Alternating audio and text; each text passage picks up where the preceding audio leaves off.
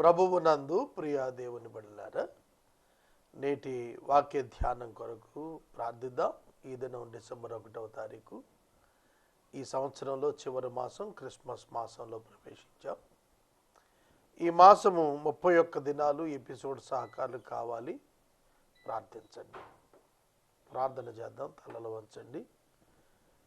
November మాసంలో సహకారం ఇచ్చిన ప్రతి కుటుంబానికి నిండు వందనములు హృదయపూర్వకంగా తెలియజేస్తున్నాను. ప్రార్థన. మమ్ములను మిక్కిలిగా ప్రేమిస్తున్న మా ప్రియ తండ్రి, మీకు వందనాలు, స్తోత్రాలు. నేటి వాక్య ధ్యానం ద్వారా మాతో మాట్లాడండి. డిసెంబర్ మాసంలోనికి మమ్మలను ప్రవేశపెట్టారు ప్రభు. ఇది మీ ఉచిత కృప. 11 మాసాలు ఈ సంవత్సరం కాపాడారు. ఎన్నో అవిధేయతలు, ఎన్నో అతిక్రమణలు, ఎన్నో అపవిత్రమైన తలంపులు అన్నింటినీ కడిగారు, అన్నింటినీ శుద్ధి చేశారు ప్రభు. నీ కృపా కొరకై వందనాలు చెల్లిస్తున్నాము. మా పాత రోత బ్రతుకులు మార్చుకొని నూతన మాసంలో నూతన జీవితం, నూతన జీవము కలిగి జీవించుటకు సహాయం చేయమని అడుగుతున్నాము. మా ప్రేక్షకులను ఆశీర్వదించున్నట్లుగా నీ లేఖనము నమ్మని యేసునామమున అడుగుచున్నాము తండ్రి, ఆమేన్. ప్రభువునందు ప్రియా దేవుని బిడ్డలారా, దయచేసి మీ పరిశుద్ధ బైబిల్ గ్రంథాన్ని తెరవండి. మార్కు సువార్త 6వ అధ్యాయము 4వ వచనము మీ ఎదుట ఉంచుకొనండి. యేసుక్రీస్తు ప్రభువు తిరిగి కపెర్నహూమునకు వచ్చారు. అక్కడ ఆయన శిష్యులు ఆయన మరల వెంబడిస్తున్నారు. బహుజన సమూహాలు ఆయన వెంబడిస్తున్నారు. ప్రజలు ఆయనను చూచినప్పుడు అవమాన రీతిగా మాట్లాడుతున్నారు. కొందరు యోసేపు కుమారుడు అంటున్నారు, కొందరు మరియ కుమారుడు, ఫాదర్లెస్ పర్సన్, తండ్రి ఎవడో తెలియని వాడు, అవమానంగా మాట్లాడుతున్నారు. ఎవరు భరించలేనటువంటి అవమానం అది యేసు ప్రభు భరించాడు. ఆయన తండ్రి లేని సంతానం కాదు, తండ్రి అవసరం లేని సంతానం. ఆయన తండ్రి లేని సంతానాలు చాలా ఒక తిట్టుతో సంబోధించబడతారు. ఈయన అసలు మానవ తండ్రి అవసరమే లేని సంతానం. ఆయన స్త్రీ సంతానం. పురుష ప్రమేయం లేకుండా ఈ లోకానికి వచ్చాడు. చాలా అవమానాలు పడుతున్నాడు ఆయన కాలంలో.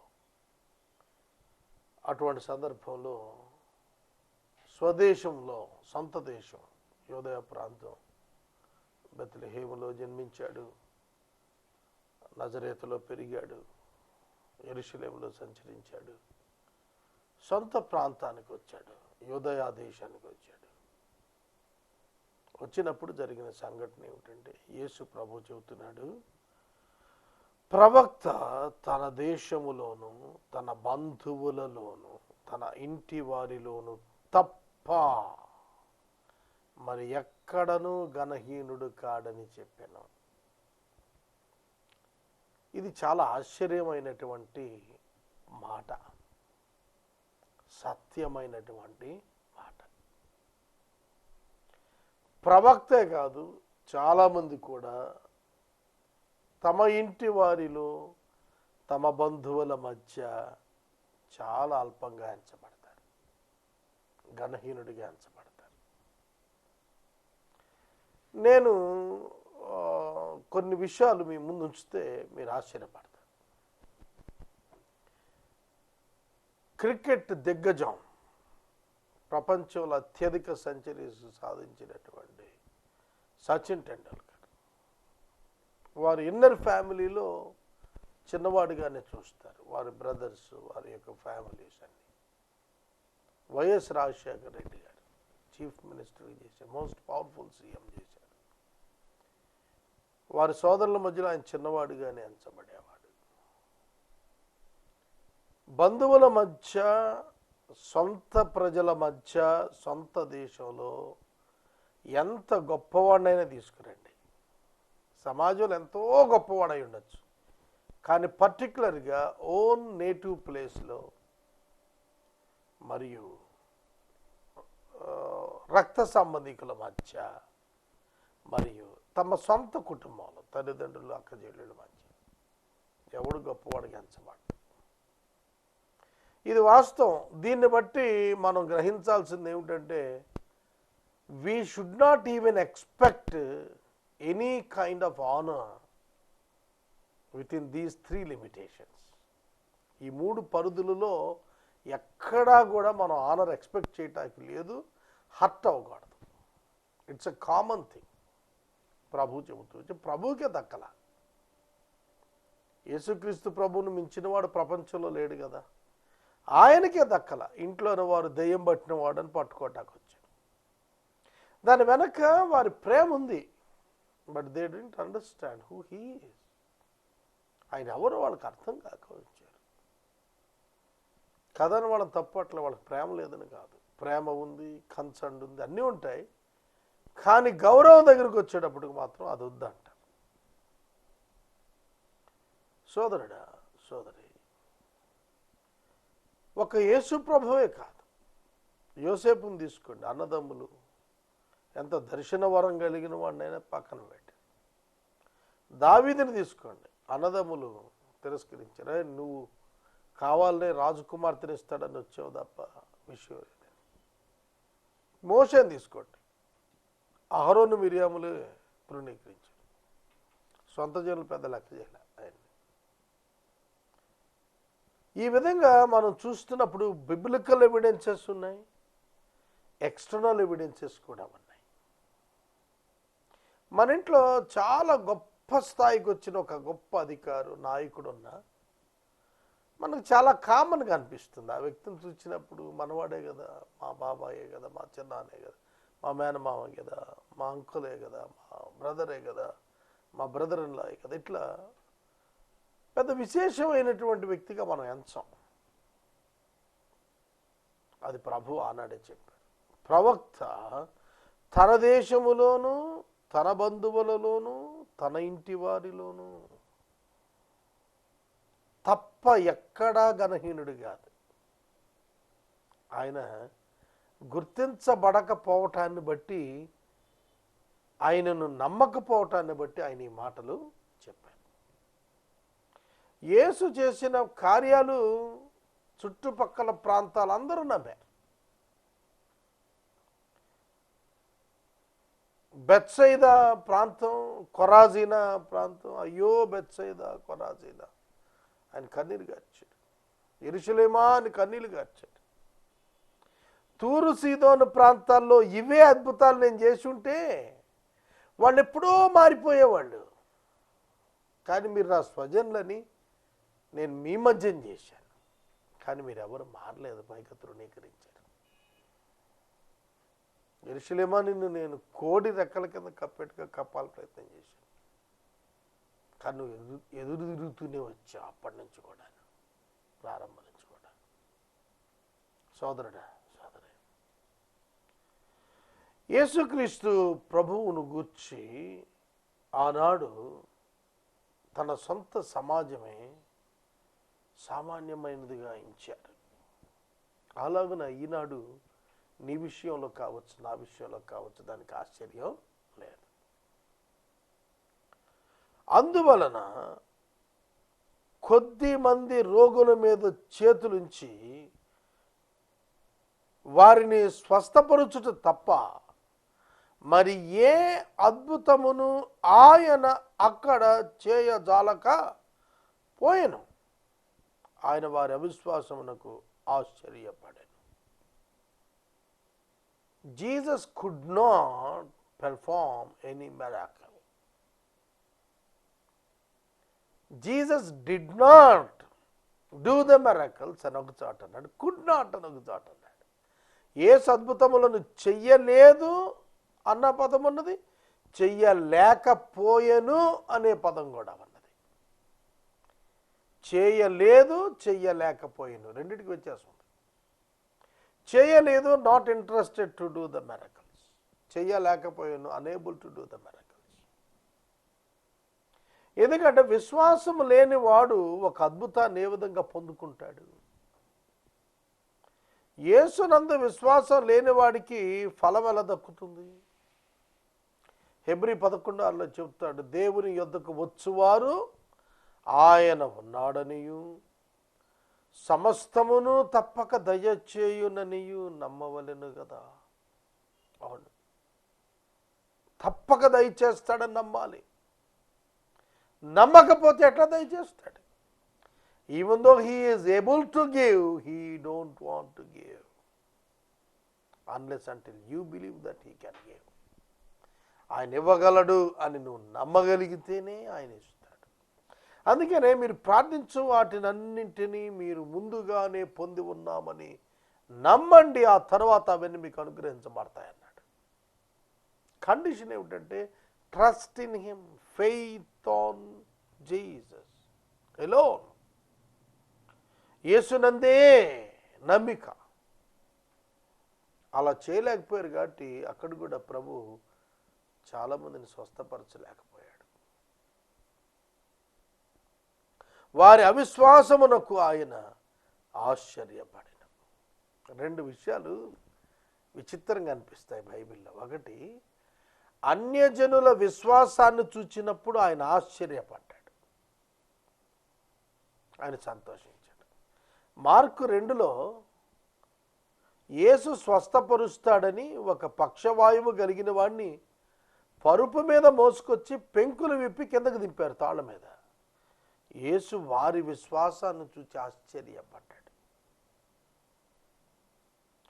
సురోఫెనిక స్త్రీ తన కుమార్తె దయ్యము పట్టినప్పుడు యేసు ఆమెను నిరాకరిస్తున్నట్లుగా మాట్లాడుతుంటే ఆమె పాదాలు పట్టుకొని అడుగుతోంది, ప్రభు, రొట్టె ముక్కలు కుక్క పిల్లలు పారవేసినవి ఆశపడతాయి కదా.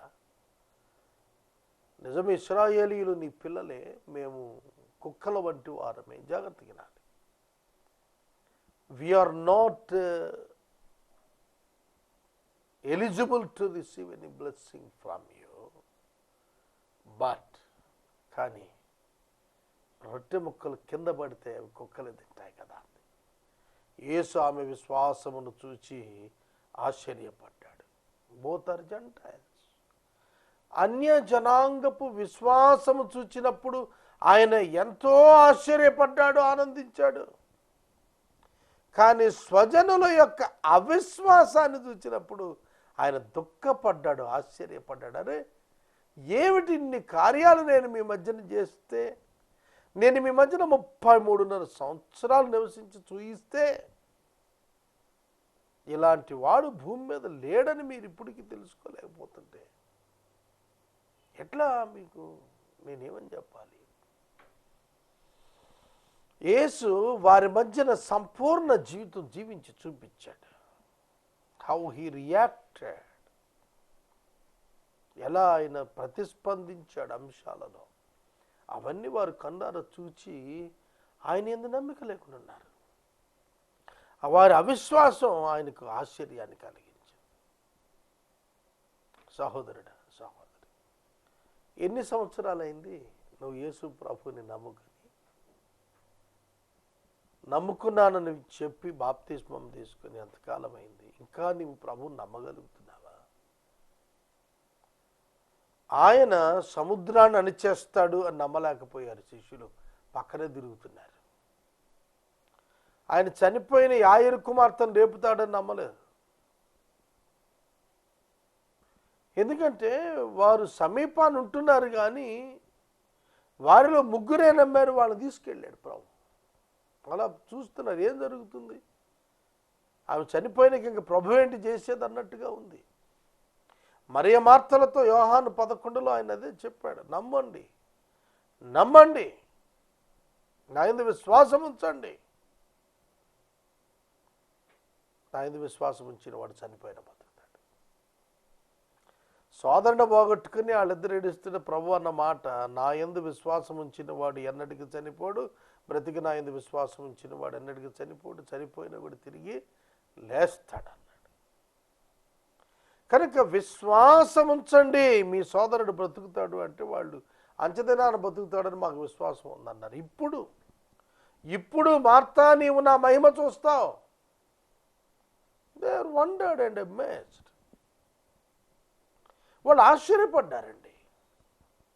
వాళ్ళు దిగ్భ్రాంతికి గురయ్యారు. ఎందుకు? వారు నమ్మలేకపోతున్నారు. 26 సంవత్సరాల సేవా జీవితంలో నేను యేసు ప్రభుని ఏమని నమ్మను, ఏమని నమ్మకుండా ఉండగలను? ఈ 2 ప్రశ్నలు ఎప్పుడు నిరంతరం నన్ను వెంటాడుతూనే ఉన్నాయి. ఏదైనా ఒక అంశం ఆలోచిస్తున్నప్పుడు ఆయనను నమ్మే విషయంలోనే సంఘర్షణ జరుగుతుంది. బిడ్డల భవిష్యత్తు, మా వృద్ధాప్యం, భవిష్యత్ పరిచర్య, ఇంకా ప్రజాసేవ ఆలోచనలు, ఇవన్నీ చూస్తున్నప్పుడు what God can do in this, ఏం చేస్తాడు దేవుడు వీటిలో, ఏం చేయగలుగుతాడనే అంశాలు ఆలోచనకు వచ్చినప్పుడు ఒక సంఘర్షణ, దేవుడు చేయడు అని, దేవుడు చేస్తాడు అని. ఆయన యందు మనం నమ్మిక ఉంచాలి. ఎప్పుడైతే ఆయన యందు మనం నమ్మిక ఉంచుతామో ప్రభు ఆశ్చర్యకరమైన కార్యం చేస్తాడు. అందులో తిరుగులేదు. నిన్ను పడనివ్వడు, నిన్ను ఓడిపోనియడు, నిన్ను అవమానం పాలవనియడు. It's my personal experience. మన దేవుడు సజీవుడు తెలుసా? ప్రార్థన చేస్తే విని రైట్ ఇమీడియట్ ఆన్సర్, వెంటనే జవాబు టక్కన వస్తుంది. ప్రభు చేస్తాడు. నేను చాలాసార్లు పరీక్ష చేసి మరీ చూసుకున్నాను. ఆయన సన్నిధి దొరికింది నాకు. కనుక వాక్యం ఏం చెబుతోంది? ఆయన వారి అవిశ్వాసానికి ఆశ్చర్యపడ్డాడు. మనం కూడా ఈ దినాల్లో సమమైన విశ్వాసం ఉంచలేకపోతున్నాము. పరిస్థితులను బట్టి మన విశ్వాసం పెక్కల్గా, చంచలంగా తయారవుతుంది. అలా ఉండకూడదు. నీ విశ్వాసం పరిస్థితులను బట్టి మారకూడదు. ఆయన ప్రభావాన్ని బట్టి స్థిరంగా ఉండాలి. పర్వతములు తత్తరిల్లిన, కొండలు తొలగిపోయిన, నా కృప నిన్ను విడిచిపోదన్నాడు. శారీరక మరణం సహితం మనలను మన ప్రభువు యొక్క ప్రేమ నుండి ఎన్నడూ వేరు చేయదు. ఇది అద్భుతమైన వాగ్దానం అండి. 8:32 రోమా అక్కడి నుంచి చివరి వరకు చదివితే, ఉన్నవైనా రాబోవున్నవైనా అట్టిది ఏదైనా ఆఖరికి మరణమైనా అన్నాడు.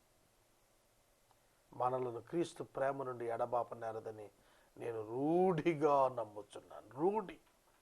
రూఢిగా అంటే ఖచ్చితంగా 100% షూర్గా నేను నమ్ముతున్నాను.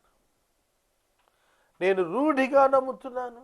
Yes, you need to tell to your Jesus, Lord I'm believing you. దేవా, నేను నిన్ను నమ్ముతున్నాను, రూఢిగా నమ్ముతున్నాను. నన్ను నీ ప్రేమ నుండి ఎడబాపేది ఏది ఈ లోకంలో లేదు. Nothing is against me. ఏ ఆయుధం వర్ధలదు నాకు తెలుసు అది. నువ్వు చెప్పగలిగితే ఆయన నీ పక్షంగా కార్యాలు చేస్తాడు. ఆయన చుట్టుపట్ల ఉన్న గ్రామాలు తిరుగుచూ బోధ చేస్తున్నాడు. తన స్వదేశంలో తిరస్కరించబడ్డాడు. మరొక స్థలంలో ఆయనను పేటు మీద నుండి లోయలోకి తొయ్యాలని చూశారు స్వజనులు. ఆయన పట్టుకొని లోయలో దోసేద్దామని చూశారు, చంపేద్దామని చూశారు.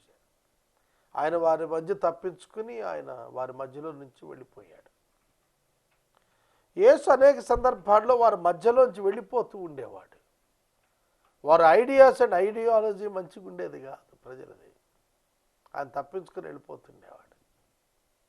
ఇక్కడ కూడా అదే జరిగింది. గ్రామాలకు వెళ్ళిపోయాడు. చుట్టుపక్కల ఉన్న గ్రామాలన్నీ తిరుగుచూ బోధిస్తున్నాడు. మనం కూడా మనం ఉన్న పట్టణంతో పాటు చుట్టుపక్కల ఉన్న గ్రామాలు ఆ చుట్టుపక్కల ఉన్న చిన్న పట్టణాలు, ఇతర పట్టణాలు, నియర్ బై డిస్ట్రిక్ట్స్ మన స్టేట్లో మనం కూడా బోధ చేస్తుండాలి. ఇది గొప్ప అనుభవాన్ని నేర్పిస్తుంది. సువార్త ప్రకటనకే దేవుడు మనలను పిలిచాడు. ఇది మనం ఎన్నడూ మర్చిపోకూడదు. యేసు ఈ లోకానికి వచ్చింది నశించిపోతున్న వారిని వెతికి రక్షించడానికి, మారు మనసు పొందండి అని పిలుపు ఇవ్వటానికి వచ్చాడు. ఆయన ప్రజలకు బోధ ద్వారా జీవిత మార్గాన్ని ఉపదేశించాడు. నీతిగా, యథార్థంగా, పరిశుద్ధంగా, పరలోకపు విలువలతో ఏ విధంగా ఒక మనుష్యుడు జీవించగలుగుతాడో వాళ్ళకి చెప్పటానికి ఒక పర్టికులర్ ఏరియా, ఒక స్థలం, ఒక ప్రాంతం ఆయన ఏర్పరచుకుని ఆ ప్రాంతం అంతా తిరుగుతూ వచ్చాడు. సోదరుడు, సోదరి, మనం ఎక్కడెక్కడో వెళ్ళాలనుకుంటాం. నియర్ బై చుట్టుప్రక్కల ఉన్నటువంటి. And he went about among the villages teaching. ఆయన బోధించుటకు ఇతర గ్రామాలకు వెళ్ళిపోయాడు. నన్ను తిరస్కరించారే, నన్ను అనుమానించారే, నన్ను అభ్యంతరపడ్డారే అని చెప్పి ఓ చోట కూర్చోాలా. నన్ను ఎవడు నమ్మట్లేదని ఆయన కూర్చోాలా. ఆయన పరిచర్యలో ముందుకే సాగిపోయాడు. ఈ రాత్రి నేను మనవి చేస్తున్నాను, do not stop your activity, continue. మీరు మీ పని ఆపేయమాకండి, ముందుకు కొనసాగించండి. మనుషులు ఒప్పుకోలేదనో, కుటుంబం తిరస్కరించిందనో, స్థలము తిరస్కరించిందనో, కులము తిరస్కరించిందనో, మతము తిరస్కరించిందనో, సొంత ప్రాంతం తిరస్కరించిందో కాదు. నీ రైట్ యాటిట్యూడ్, నీ సరి అయిన దృక్పథం, ఉద్దేశం కొనసాగించడానికి ఇష్టపడాలి. యేసు అలా ఇష్టపడ్డాడు. ఈ రాత్రి వాక్యం వింటున్న సహోదరుడా, సహోదరి, ప్రభు అయిన క్రీస్తు యేసు నందు నీ విశ్వాసము ఏ విధంగా ఉన్నది? ప్రభు అయిన యేసు క్రీస్తుని నీవు ఏ విధంగా ఘనపరుస్తున్నావు? ఆయన్ను ప్రవక్తగా ఘనపరుస్తున్నావా? ఆయన దేవునిగా మహిమపరుస్తున్నావా? ఇది మనం ఆలోచించుకోవాల్సిందే. ఆయన అద్భుతములు చేయగలిగిన శక్తి కలిగిన వాడై ఉండి కూడా వారి అవిశ్వాసాన్ని బట్టి ఆయన అక్కడ కార్యం చేయలేదు. అక్కడ ఆయన శక్తి పనిచేయక కాదు, ఆయన హృదయమున ఆనందము లేక. ఆయన తనను కోరుకున్న వారి మధ్యన ఆయన కార్యాలు చేశాడు. తనను స్వీకరించిన వారి మధ్యన ఆయన కార్యాలు చేశాడు. కుష్ఠవ్యాధిగ్రస్తుడు మత్తయి సువార్త 8వ అధ్యాయంలో కొండ మీద దిగి వస్తున్న ప్రభు దగ్గరికి వెళ్ళి, ప్రభువా నీకు ఇష్టమైతే నన్ను శుద్ధినిగా చేయగలవు అన్నాడు. He declared his faith. వెంటనే నాకు ఇష్టమే అని చెప్పి ఆయన ముట్టుకున్నాడు ప్రభు. ఇవాళ వరల్డ్ ఎయిడ్స్ డే, ప్రపంచ ఎయిడ్స్ రోగులకు ఒక ఎయిడ్స్ దినోత్సవం. దీని మీద మధ్యాహ్నం 2 గంటలకు, ఇందాక 8 గంటలకు స్టేట్ హెల్త్ కమిషనర్ శామ్యూల్ గారు లైవ్ ప్రోగ్రాంలో మాట్లాడాడు. ఆయన నేను చూశాను విజయవాడలో. వాడు మధ్యాహ్నం 2 గంటలకు ఆ లైవ్ ప్రోగ్రాం చూశాను. ఎందుకు ఈ మాట ఇక్కడ నేను చెబుతున్నానంటే, ఈ వ్యాధి గ్రస్తులను ముట్టుకోట కూడా భయపడుతున్నారు. వాళ్ళతో షేక్ హ్యాండ్ ఇస్తే ఎయిడ్స్ వస్తుందేమో అని వాళ్ళని దూరం పెట్టేస్తున్నారు. దాని గురించి ఆయన చాలా స్పష్టంగా చెప్పాడు, అది ముట్టుకుంటే వచ్చేటువంటి వ్యాధి కాదని. మరి ఆ రోజుల్లో కుష్ఠవ్యాధిగ్రస్తుని గురించి ఇంకెంత భయంకరమైన వివక్షత ఉండి ఉంటుంది అంటారు. కానీ యేసు అతనిని ముట్టుకున్నాడు అన్నారు. అన్టచబిలిటీ లేదు బైబిల్లో, అంటరాంతనం లేదండి. యేసు ముట్టుకున్నాడు. సమరయులు యూదులకు అంటరాని వాళ్ళు. ఇప్పుడు అగ్రవర్ణాల వారికి ఎట్లా దళిత వర్ణాల వారు అంటరాని వారిగా ఉంది గనక మహాత్మా గాంధీ వంటి వారు అంటరానితనం మహాపాపం, నేరం అని చట్టం ఎట్ట చేశారో సమానత్వం విషయంలో, ముట్టుకోవటానికి మనిషి ముట్టుకోవటానికి ఇష్టపడలేదు. అట్లాంటి దినాల్లో యేసు తాను కుష్టి వ్యాధిగ్రస్తుడిని ముట్టుకొని మరి బాగు చేశాడు. ఇక్కడ కూడా 6వ అధ్యాయం 6వ వచనంలో 5, 6 వచనాల్లో ఆయన కొద్దిమంది రోగుల మీద చేతులుంచాడు. చేతులుంచటం ద్వారా ఏదో హీలింగ్ త్రూ టచ్ కాదు ఇక్కడ మనం గ్రహించాల్సింది. ఆయన తాకినా తాకకపోయినా ఆయన మాటకు స్వస్థత వస్తుంది. దేవర్ కంఫర్టెడ్. ఎవరు ముట్టుకోరు. చర్మ వ్యాధిగ్రస్తులు ఉంటారు, ఎవరు ముట్టుకుంటారు వాళ్ళని? పుళ్ళు పడిపోయి ఉంటారు కుష్ఠంతో, ఎవరు ముట్టుకుంటారు వాళ్ళని? షుగర్ పుళ్ళు పడి ఉంటారు, ఎవరు ముట్టుకుంటారు?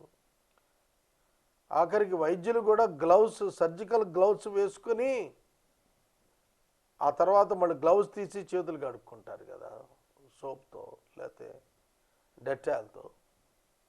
మరి అట్లాంటిది ఉట్టి చేత్తో ముట్టుకోవటం అంటే సాధారణమా? ఆయన చేతులు వేసాడు వారి మీద. He loved them. He declared his love towards them. వారి పట్ల తన ప్రేమ చూపించాడు. మదర్ తెరిసాను అందుకే కదా భారతదేశం తల మీద పెట్టుకుంది.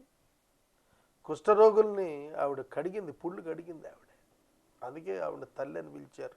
జాతి మతం కులంతో సంబంధం లేదు. మదర్ తెరిసాను అందరూ మదర్ అనే పిలిచారు. నేను వాక్యాన్ని ముగిస్తున్నాను, మనవి చేస్తున్నాను. ఆయన ప్రేమ చూపించడానికి ఆయన ముందుకు వస్తే ఆయన నమ్మలేదండి. ఆనాడే కాదు, ఈనాడు కూడా అదే సమస్య. He wants to build you and he wants to develop you. He wants to prove you. నిన్ను ఆయన రుజువు చేయాలనుకుంటున్నాడు, నిన్ను ఆయన వృద్ధి చేయాలనుకుంటున్నాడు, నిన్ను ఆయన ఘనపరచాలనుకుంటుంటే నీవేమో పాపం వెనకాల పరిగెడుతున్నావు, అపవిత్రత వెనకాల పరిగెడుతున్నావు, అవిశ్వాసం వెనకాల పరిగెడుతున్నావు. అందువల్ల నువ్వు అందుకోలేకపోతున్నావు. ఆయన మోషేను వాడుకున్నట్టు అంతకంటే ఘనంగా నిన్ను వాడుకుంటాడు. ఆయన సమర్థుడే, కానీ మనం సిద్ధంగా ఉన్నామా? ఇది మనల్ని మనం ప్రశ్నించుకోవాల్సింది. ఆయన తన పని మానలేదండి. ఆయన బోధ చేస్తూ వెళ్ళిపోయాడు. మనం కూడా ఎంతకాలం బ్రతుకుతాం తెలియదు. We should go on hour work. మనం మన పని మీద మనం ఎదరికి వెళ్ళిపోతూ ఉండాలి. దేవుడు నన్ను చూస్తున్నాడు, నేను ఆయనకి జవాబుదారిని. మనుషులు ఏమనుకున్నా సరే నా పని నేను తుదముట్టించాలని ముందుకెళ్ళాలి. పౌలు అదే చెప్పాడు, మంచి పోరాటం పోరాడాను అన్నాడు. నా పని, నా పరుగు తుదముట్టించానన్నాడు. సోదరుడా, సోదరి, యేసునందలి విశ్వాసము నీకు ఘన విజయాన్ని ఇస్తుంది. యేసునందలి నీ అవిశ్వాసం నిన్ను ఉన్న చోటనే ఉంచుతుంది, ఇంకా వెనక్కి వెళ్ళేట్టు చేస్తుంది. కనుక యేసును నమ్మమని మనం చేస్తున్నాను.